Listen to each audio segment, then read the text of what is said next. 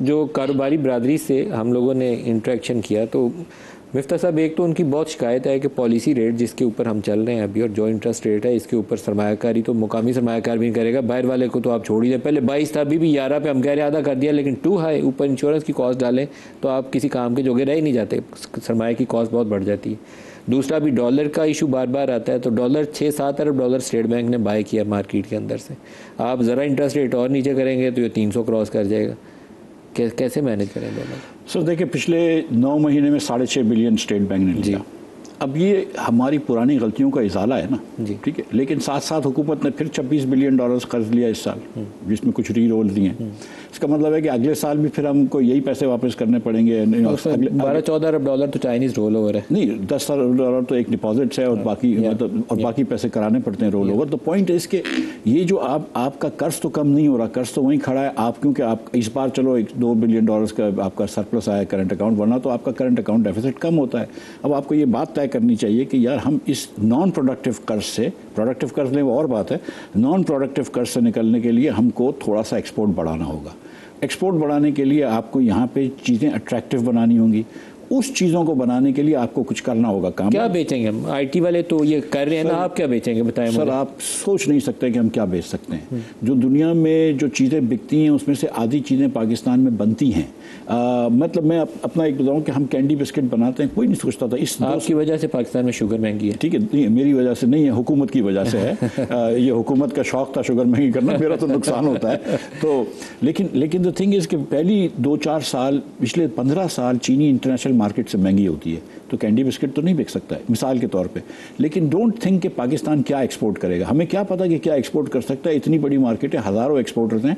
आप बिजली सस्ती कर दें, आप गैस सस्ती कर दें, आप मतलब टैक्स रेट्स कम कर दें। इस वक्त आपने जो सुपर टैक्स लगाया, जो 10% पेनल्टी टैक्स है, वो एक्सपोर्ट के ऊपर भी है कि भाई तुम एक्सपोर्ट भी करोगे तो भी हम तुमसे 10% टैक्स लेंगे। 61% टैक्स है इस वक्त कंपनीज के ऊपर, जो 29% टैक्स है, फिर 10% सुपर टैक्स है, फिर 15% डिविडेंड टैक्स है, 2% वर्कर्स वेलफेयर फंड टैक्स है और 5% वर्कर्स प्रॉफिट पार्टिसिपेशन फंड है।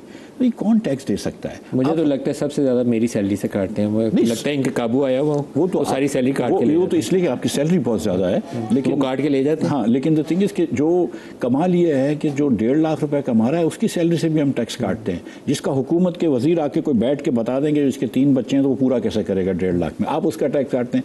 लेकिन आपने क्या इस साल के अंदर 1000 अरब रुपया PSDP में नहीं रखा? क्या उसमें से 100 अरब रुपये MNA और MPS के प्रोजेक्ट्स नहीं रखे? क्या वो ज़रूरत थी? क्या आपने 2800 अरब रुपये सूबों के नहीं रखे? 2800 अरब रुपये सूबे और तकरीबन इतने ही पैसे हर साल खर्च करते हैं। एक बारिश आ गई, आपको नज़र आ गया ना PSDP का क्या फ़ायदा हुआ? ठीक। सो क्या आपने कभी सोचा इसके बारे में कि यार सूबे और वफाक बैठ के बोले कि यार 2 साल तक हम 3 साल तक PSDP को जो है वो आधा कर देते हैं, बेयर बोन्स पे ले आते हैं ताकि हम लोगों को थोड़ा सा रिलीफ दे सकें। तो पहले तो NFC के ऊपर बैठना पड़ेगा। नहीं तो NFC पे भी बैठे, इस पे भी बैठे ना कि आप कभी फेडरल बजट सही हो ही नहीं सकता NFC के साथ। सर NFC के बाद भी गुजारिश ये है कि अगर सूबों के थोड़े से पैसे कम होते हैं, वफाक के पैसे कम होते हैं, तो फिर उसके बाद प्रायोरिटीज़ तो सेट होनी चाहिए ना। जो हुकूमतें इस साल 3800 अरब रुपया खर्च कर रही हैं PSDP के ऊपर, क्या उनको ये बात समझ में नहीं आती कि 200-300 अरब रुपया नौकरी पेशा लोगों को ब्रेक देना चाहिए कि पाकिस्तान से ब्रेन ड्रेन हो रहा है? क्या उनको ये बात समझ में नहीं आती कि थोड़ी सी गैस सस्ती कर देनी चाहिए या बिजली सस्ती कर देनी चाहिए? आपने 243 अरब रुपए, मैं इस तरह के अल्फाज नहीं इस्तेमाल करता, अभी आपने ओवर बिलिंग की है, ठीक है। क्या हुकूमत को पहले वापस नहीं करने चाहिए उन लोगों को, ये लेस्को के सेप्को के जो कस्टमर्स थे जिससे आपने ओवर बिलिंग की है? 243 अरब रुपए की ओवर बिलिंग कर दी आपने। यार खुदा खौफी भी कोई चीज़ होती है। आपने ये सुना है सर कि लोगों ने खुदकुशियाँ की हैं बिल भरने के लिए, लोगों ने बच्चों को स्कूल से निकाला है, लोगों ने जेवर बेचे हैं अपने, ये सब कुछ हुआ है और उसके बाद आप ओवर बिलिंग कर रहे हैं? कोई शर्म भी तो होनी चाहिए ना सर। है ही नहीं है। आसिफ पीर साहब, क्रिप्टो का आजकल बड़ा तस्करा आता है, कहते हैं हम बड़े क्रिप्टो से पैसे कमाएंगे, बिजली फालतू है, लोग तो बहुत महंगी है, बिजली इस्तेमाल नहीं करेंगे, क्रिप्टो में डालेंगे पैसे, ट्रंप की फैमिली से भी कोई आएगा, वो विटकॉफ की फैमिली से भी कोई आएगा और हम अरबों डॉलर छापेंगे। कुछ ऐसा होने वाला है?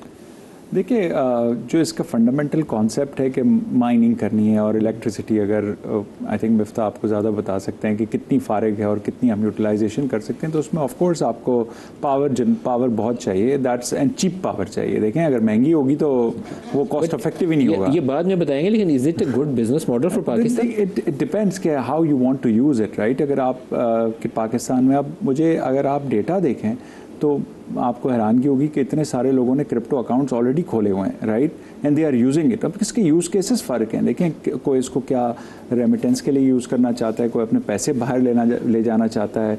What are the use cases? Money laundering के लिए इस्तेमाल नहीं होते सर, बिटकॉइन? अब depending on how we regulate, right. वो मिफ्ता साहब हंस रहे हैं, लेकिन ये हाउ वी रेगुलेट, सबसे अच्छा इसमें रेगुलेटर का काम है ना कि what the regulation framework is. That's why I think State bank is focusing on stable coin and other stuff, not just तो अब इसकी रेगुलेशन फ्रेमवर्क होगा तो उसके तहत ही आप काम कर सकते हैं। अगर आप ऐसे ही, तो जाहिर है उसमें जो भी चीज़, अगर रेगुलेशन फ्रेमवर्क नहीं होगा तो फिर तो इंटरमीडिएरी तो खत्म हो गया ना। That's what the crypto is. Right now there is no law जो इसको ओवरऑल एक रेगुलेट कर रहा हो पाकिस्तान में, कौन क्रिप्टोज में डालेगा, कौन नहीं डालेगा। काउंसिल बनी है तो अब ये रेगुलेटर भी, State Bank of course have to play the role and regulator has to come in to oversight and create the framework and policies. But so far there is no law, there is no regulator. It's working on it, that's what I think State Bank has intervened recently. Break ले लो, break से वापसी पे आपसे पूछूंगा इनकी बहुत सारी बातें, क्योंकि ये जो और देखिए इसके यूज केसेस पर फर्क है ना कि ये पाकिस्तान से पैसा ले जाने के लिए इस्तेमाल होती है और देयर इज नो लॉ। देखें, आप पेपैल और दूसरी चीज़ हम कह रहे थे पाकिस्तान में जब आएंगे तो देखें ये टू वे ही होती है ना। तो अब कोई भी टेक्नोलॉजी आती है, आप कहें पैसे इधर आ जाएं वापस ना ले जा सकूं, तो वो फिर वो चीज़ें आती नहीं है मुल्क में, राइट। तो ऑफ कोर्स जब क्रिप्टो आएगा तो वापस भी जाएगा। एक ब्रेक ले लें, हमारे साथ रहिएगा।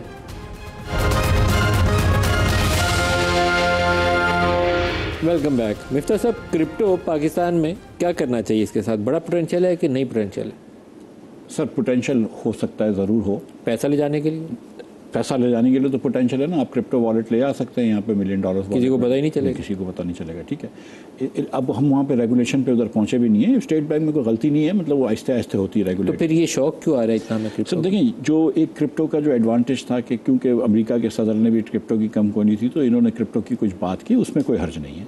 और अगर आपको ज़रूरत है कि उनकी कंपनी में कुछ शेयर खरीदवाना है, क्रिप्टो खरीदवाना है, अगर ट्रम्प को राज़ी करना है, जिसको भी करना है, मैं तो वो नहीं क्या कह रहा हूँ।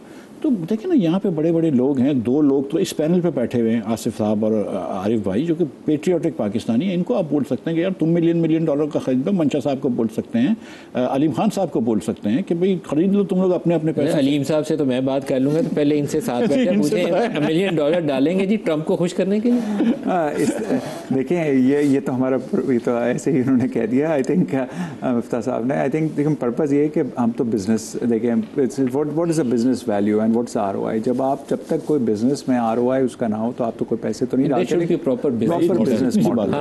देखिए, ये जो आइडिया था कि लोग इधर आके बिजली लें, तो बहुत अच्छी बात है कि कोई हमसे बिजली खरीदता है और उससे वो क्रिप्टो करता है और हमको बिजली का बिल देता है, हमें कोई मसला नहीं होना चाहिए। कहीं की फर्म आ जाए, अमेरिका की, चाइना की, करना चाहिए। प्रॉब्लम ये है कि पाकिस्तान में बिजली की वेरिएबल कॉस्ट भी जो है, जो ईंधन की कॉस्ट है, वो 8-9 सेंट है, और ये जो क्रिप्टो आपके बारे में आता है 3 सेंट से। तो मेरा एक मशवरा हुकूमत पाकिस्तान को और तमाम लोगों को ये है कि हुकूमत पाकिस्तान को अपनी एक कौड़ी नहीं डालनी चाहिए क्रिप्टो में। हुकूमत दूर रहे, हुकूमत इस बिज़नेस से दूर रहे। बिज़नेस को रेगुलेट ज़रूर कर लें आप। हुकूमत को ना क्रिप्टो पाकिस्तान में ख़रीदना चाहिए, ना अपनी कोई फॉरेन एक्सचेंज रिजर्व क्रिप्टो में डालना चाहिए। हुकूमत जो है वो क्रिप्टो का रेगुलेशन ज़रूर कर ले, उस पर कोई हर्ज नहीं। मैं किसी का नाम नहीं लूँगा, लेकिन अभी हम ब्रेक में डिस्कस कर रहे थे कि बड़े सियासी घराने की किसी शख्सियत के $100 मिलियन डूब गए, नाम नहीं लेता उसके, तो इज़ इट ट्रू कि उसके क्रिप्टो में डूब गए? मैंने भी सुना है ये। तो 100 मिलियन का मुझे नहीं पता, मतलब $1 मिलियन। तो इसका मतलब है हुकूमत पाकिस्तान भी डालेगी तो वो भी डुबो सकती है, तो केयर करनी डुबो भी सकती है। लोगों ने पैसे भी कमाए हैं, ऐसी बात नहीं है, नीचे ऊपर होता है। और लेकिन देखिए ना, ये कोई एक मुल्क अगर है, अमेरिका है, वो डॉलर देता है, या यूरो जो है वो यूरोपियन यूनियन देता है, या पाकिस्तानी रुपये पाकिस्तान देता है, तो गवर्नमेंट पीछे खड़ी है। क्रिप्टो के पीछे कोई खड़ा नहीं है। क्रिप्टो ये है कि बड़ी मुश्किल से माइन होता है, बिजली बहुत लगती है, इसलिए क्रिप्टो की करेंसी की बहुत ज़्यादा वो नहीं है प्रोडक्शन। लेकिन अब लोग बिल्डिंगों के ऊपर भी क्रिप्टो निकाल रहे हैं, दीगर चीज़ों पे भी लगा रहे हैं, वो NFTs आ गए हैं, बहुत सारी चीज़ें आ गई हैं। हमको जो है वो रेगुलेट करना चाहिए, कोशिश करनी चाहिए। देखें, ये पाकिस्तान के अंदर बहुत सारे करेंसी रिस्ट्रिक्शंस हैं, कैपिटल अकाउंट पे रिस्ट्रिक्शन है, और प्रैक्टिकली करंट अकाउंट पे भी रिस्ट्रिक्शंस होते हैं। हम ऑफिशियली ना भी हों तो हम डॉलर भी रोक देते हैं कि $2000 से ज़्यादा नहीं जाना, हम तो एलसियाँ भी रोक देते हैं कभी कभार। यहाँ पे अगर लार्ज स्केल क्रिप्टो आ गया तो ये जो हवाले होते हैं और हुंडी होती है, ये हुंडी प्लस हो जाएगा। यस, ये मेरा फियर यही है।